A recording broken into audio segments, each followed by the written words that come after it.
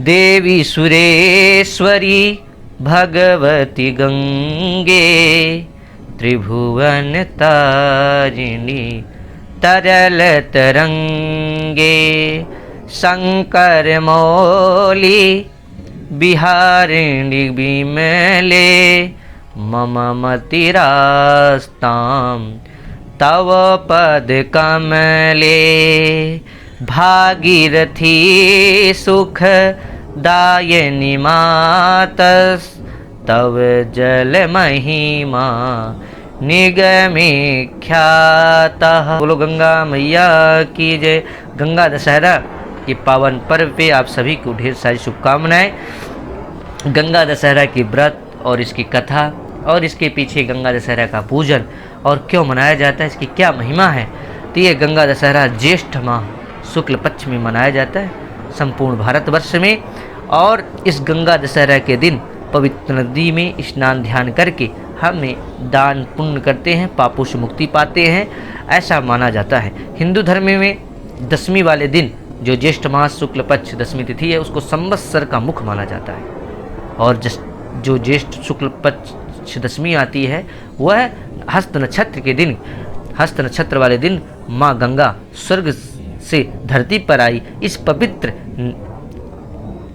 गंगा नदी में हम स्नान करके 10 प्रकार के पापों को नष्ट होते हैं। जो हमारे शरीर में 10 प्रकार के पाप हैं, मनुष्य प्रति आदमी वर्णन है, मानसिक आदि वाचिक कायिक, जो 10 प्रकार के पाप हैं वो नष्ट होते हैं। नारद पुराण में ज्येष्ठ मास मंगलवार के दिन शुक्ल पक्ष दशमी तिथि हस्त नक्षत्र को माँ गंगा को जाह्नवी के नाम से मृत्युलोक में अवतरण के लिए यह एक पंक्ति है। ज्येष्ठे मास क्षिति सुत दिने शुक्ल पक्षे दशम्याम हस्ते शैलादवतरदसौ जाह्नवी मृत्युलोकां पापन्यासम हरति तिथि स दशैद्या गंगा पुण्यम तद्यापि सद्गुणम बाजमेधम कृतोश्च।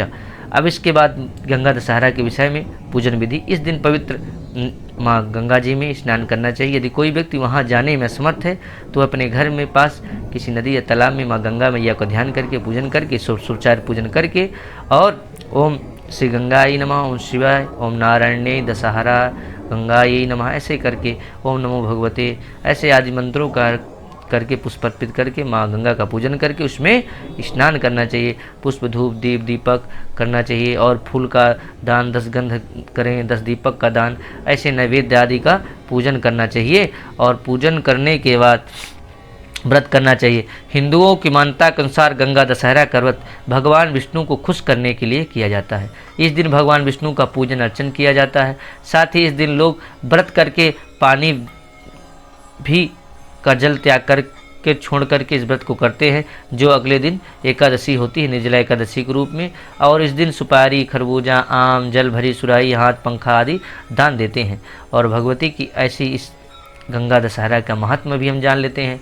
माँ गंगा दशहरा में भागीरथी की तपस्या के बाद माँ गंगा माता धरती पे आती हैं। उस दिन ज्येष्ठ शुक्ल पक्ष दशमी तिथि होती है और उस दिन उनका अवतरण दिवस या मनाया जाता है और उनके स्तोत्रों का पाठ किया जाता है। स्कंद पुराण में दशहरा नाम का गंगा स्त्रोत पाठ दिया है, उसका भी हमें पाठ करना चाहिए। इसके फल हमने आपको बता ही दिया, विशेष रूप से इतने हैं।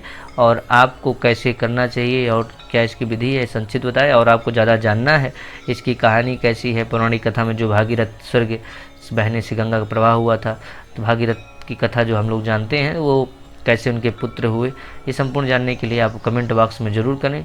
जय माँ गंगे। आप गंगा दशहरा की आप सभी को ढेर सारी शुभकामनाएं।